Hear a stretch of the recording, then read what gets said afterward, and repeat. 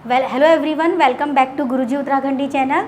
तो जैसे कि आप सभी को पता है कि मैं यहाँ पे आपको हिंदी सब्जेक्ट पढ़ाती हूँ। तो आप लोगों ने हमारी पुरानी वीडियोस देखी होंगी जो हमारे स्वर से व्यंजन और वर्ण थे। तो उस समय मैं जो आपको स्वर पढ़ा चुकी थी उसका हम अब अगला पार्ट करने वाले हैं, ठीक है। तो उससे पहले मैं आप लोगों को उसको पढ़ाने से पहले मैं आप लोगों की जानकारी देना चाहती हूँ कि अगर आप मुझसे जुड़ना चाहते हैं या हमारे कोर्स परचेज करना चाहते हैं तो आप हमारा वेदाश्री लर्निंग ऐप डाउनलोड करेंगे और वहाँ आप जाके हमारी डेमो क्लासेस देखकर आप हमसे कांटेक्ट कर सकते हैं।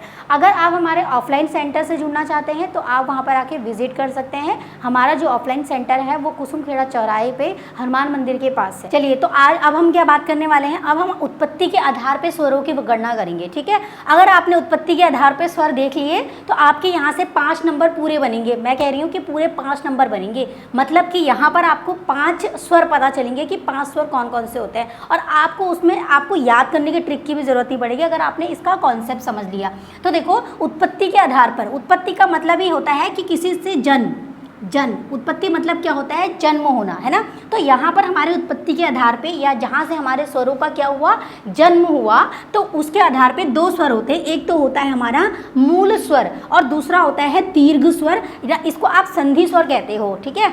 जो दूसरा होगा, पहला होता है मूल और दूसरा होता है संधि, और संधि को ही हम यहाँ पे क्या बोलते हैं, दीर्घ बोलते हैं, और दीर्घ इसी को ही हम लोग गुरु बोलते हैं। तो इसके तीनों नाम है। आपसे एग्जामिनर पूछ लेगा कि संधि स्वर क्या होते हैं, गुरु स्वर क्या होते हैं, दीर्घ स्वर क्या होते हैं। तो आप लोग को पता होना चाहिए कि तीनों स्वर एक ही हैं, ठीक है। तीनों स्वर एक ही हैं। दीर्घ मतलब होता है बड़ा, गुरु मतलब आपको पता है गुरु का स्थान हमेशा सबसे बड़ा होता है, तो बड़ा हो गया, ठीक है। और आप लोगों को संधि कौन करा सकता है, गुरु ही करा सकता है आपको, ठीक है। तो इतना समझ में आ गया होगा। अब यहाँ पे अगर मैं आपको पहले संधि की परिभाषा बता दूं या दीर्घ की बात बता दूं तो आपको पता है संधि का मतलब यही होता है जब 2 व्यंजन या 2 शब्द आपस में जुड़ते हैं तो एक नए शब्द का निर्माण होता है।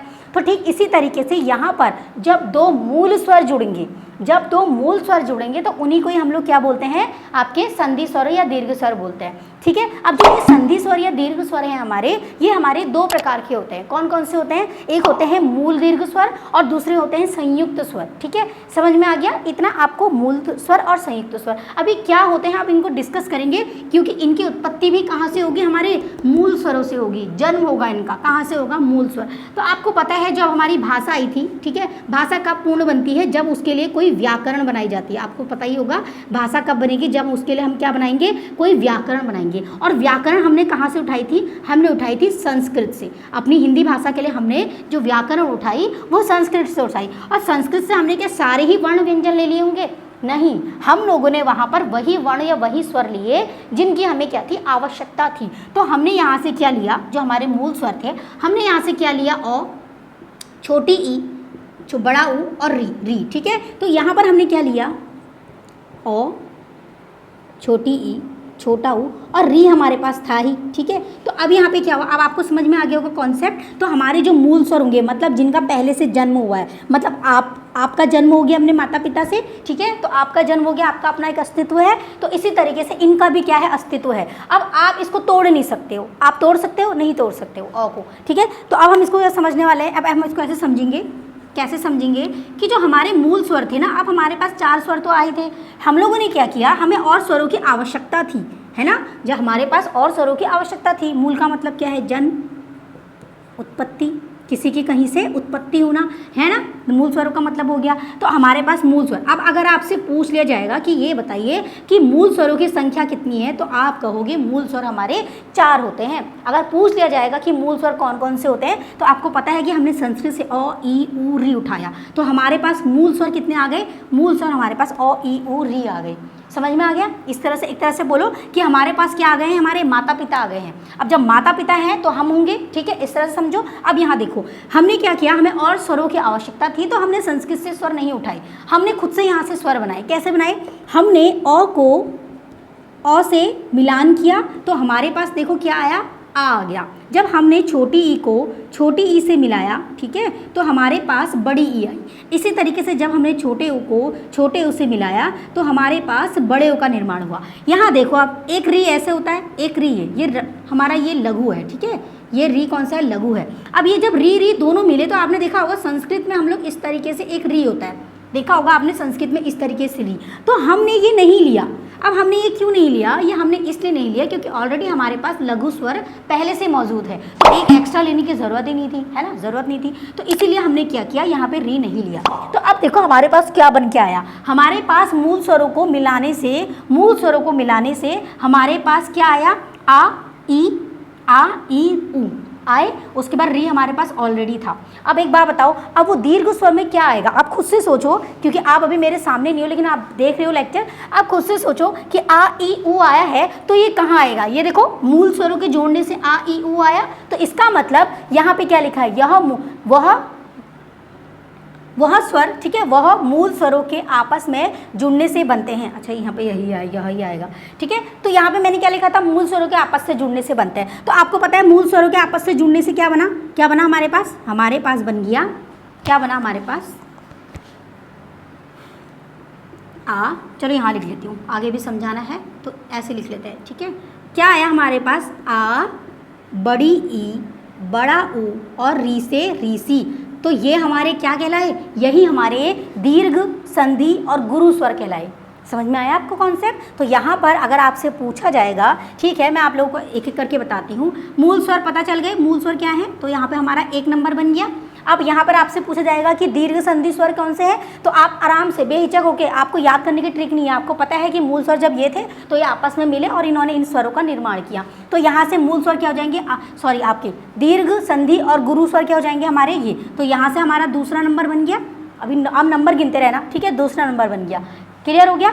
अब बात क्या आएगी, अब यहाँ पर आती है कि जो दीर्घ संधि गुरु हैं, अब यहाँ पे मूल दीर्घ स्वर क्या है और आपके संयुक्त स्वर क्या है। तो सेम वही क्वेश्चन बनेगा, मूल दीर्घ स्वर क्या हो जाएंगे हमारे, आ ई, अभी और बनेंगे इसमें, ठीक है, यही नहीं होगा, और ये री, अभी फिलहाल ये है हमारे पास, ठीक है।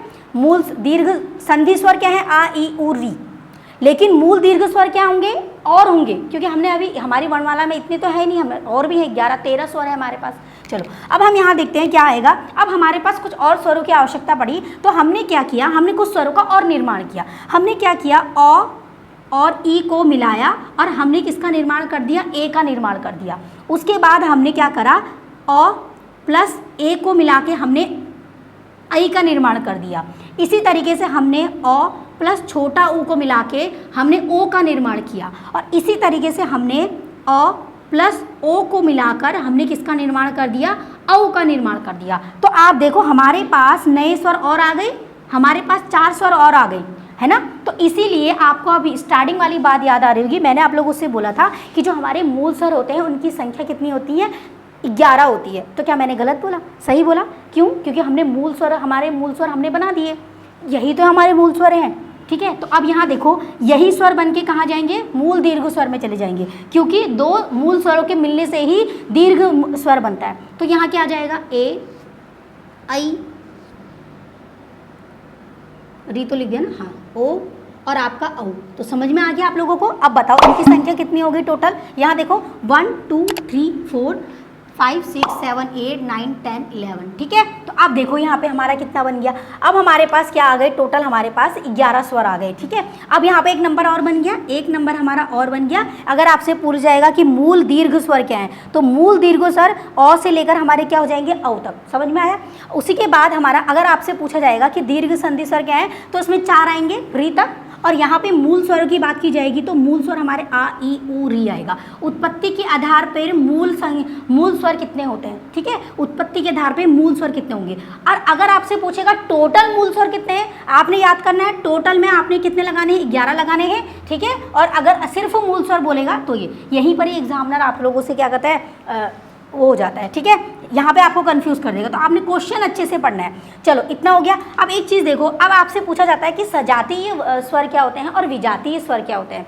2 नंबर यहाँ से बनेंगे। अब यहाँ से आपके नंबर कैसे बनेंगे, यहाँ देखो, आपने देखा जब ओ का ओ से मिला तो आ बना, ई का ई से मिला तो ई बड़ी ई बना, और ऊ से मिला तो बड़ा ऊ बना। तो ये एक जाति के नहीं है, ये सब आपको दिख रहे हैं एक जाति के, एक जैसे दिख रहे हैं ना सबको सब। तो ये जो एक जाति के हैं इन्हीं को ही हम लोग क्या बोलते हैं, सजातीय बोलते हैं। क्या बोलते हैं, सजातीय स्वर, ठीक है। तो अब आपसे पूछा जाएगा कि सजातीय स्वर क्या है, तो आप लोग क्या लिखेंगे, सजातीय स्वर में क्या लिखेंगे आप, क्या बन के आया आपके पास, ये वाला, ठीक है। तो ये हमारे क्या हो जाएंगे, स जा, एक काम करो, इसको यहाँ पे मैं वो कर देती हूँ, कन्फ्यूज़न हो जाएगा आप लोगों को, इसी को ही लिख लो। ये जो मूल स्वर हैं यही हमारे क्या है, सजातीय स्वर हैं। क्लियर हो गया आप लोगों के पास? ये तीसरा नंबर आ गया आपके पास, 3 नंबर बन गए। अब विजातीय क्या होगी? अब यहाँ देखो ए आई ओ औ कैसे बने हैं, आप खुद देखो कि ए आई ओ कैसे बने हैं। अ और ई अलग अलग जाती है, अ और ए अलग जाती है, यहाँ भी अ उ अलग जाती है और औ औ अलग जाती है। तो मतलब ए आई ओ औ क्या है, ये अलग जाति के हैं, है ना। तो जब ये अलग जाति के हैं तो यही क्या कहलाएंगे, हमारे विजातीय कहलाएंगे, विजातीय स्वर। ठीक है, विजातीय स्वर। तो 4 नंबर यहाँ पे बन गए, 4 नंबर बन गए। अब यहाँ पे लास्ट हमारे पास क्या बचा है, संयुक्त स्वर क्या होता है। तो आप लोगों को पता है संयुक्त स्वर क्या होते हैं, 2 वर्णों या स्वरों के मेल से बनते हैं। आप ठीक है, अगर मैं आप लोग को बताऊंगी कि जो आपका ये अक्षर होता है ना, ये क्या होता है, संयुक्त व्यंजन में आते हैं हमारे जो अक्षर त्र ज्ञ। तो आपको पता है त्र कैसे बना है, त प्लस र, इन दोनों से मिलकर त्र बना है। तो मतलब कि 2 वर्णों के मेल से बनता है संयुक्त। संयुक्त मतलब मेल, मिलान। ठीक है, तो संयुक्त में क्या आ जाएगा, यहाँ देखो आप सब देखो, अब देखो संयुक्त में क्या मिला हुआ है, सारे ही मिले हुए हैं। देखो यहाँ पे क्या है, ए आई ओ औ, 2 वर्णों के मेल से बना हुआ है। ठीक है, तो संयुक्त हमारा क्या आ जाएगा, आपने यहाँ देखा होगा ये सारी एक जाति के हैं लेकिन अलग अलग वर्णों से मिलके बन रहा है। क्या बना है, अ ई, ये सब हमारे कैसे अलग अलग वर्णों से सारे स्वर और वर्ण आपस में मिल रहे हैं और उसके बाद नए उपनिर्माण हो रहा है। तो आपका जो हमारा ए आई ओ और औ हो जाएगा, ये हमारे किस में आ जाएंगे, हमारे संयुक्त स्वर में आ जाएंगे। ठीक है, तो संयुक्त स्वर में हमारे ए आई ओ औ आ जाएंगे। तो यहाँ पर आपके 5 नंबर, मैंने स्टार्टिंग में बोला था कि 5 नंबर मैं आपको इसी चार्ट में दूंगी, तो आपके 5 नंबर बन गए। अब आप भूलेंगे नहीं कि सजातीय क्या होता है, विजातीय क्या होते हैं। ठीक है, उसके बाद आपके संयुक्त क्या होते हैं, मूल दीर्घ संधि स्वर क्या होता है, मूल स्वर क्या होते हैं। ठीक है, तो आप लोग को ऐसे कन्फ्यूज नहीं होना है। अब आपको यहाँ पे एक चीज़ और लिख लो आप लोग, जो आपका अंक और जो अह है ये हमारे बाद में जुड़े, है ना, ये हमारे बाद में जुड़े, तो इसीलिए इनको अयोग्य वाह स्वर कहते हैं। तो अगर आपसे पूछ लेगा अंक अह क्या है, तो आप इसको अयोग वाह स्वर कहेंगे। क्या कहेंगे, अयोग वाह स्वर। क्लियर है, तो आप लोगों को समझ में आ गया होगा। 5 नंबर यहाँ से आपके आराम से बन जाएंगे। ठीक है, बस आपको ये याद रखना है कि एग्जामिनर आपसे पूछ क्या रहा है ना। अगर एग्जामिनर आपसे पूछ रहा है कि आप ये बताओ उत्पत्ति के आधार पे मूल स्वर कितने हैं, तो आप कहोगे उत्पत्ति के आधार पे मूल स्वर कितने हैं, हमारे 4 हैं, अ ई उ री। ठीक है, अगर वो आपसे पूछता है कि उत्पत्ति के आधार पर आपके जो मूल स्वर हैं वो टोटल कितने हैं, है ना, पूरे कितने हैं टोटल, तो आपसे टोटल पूछा जाएगा तो आप कितने लगाओगे, 11। बताओ, क्लियर है। चलो।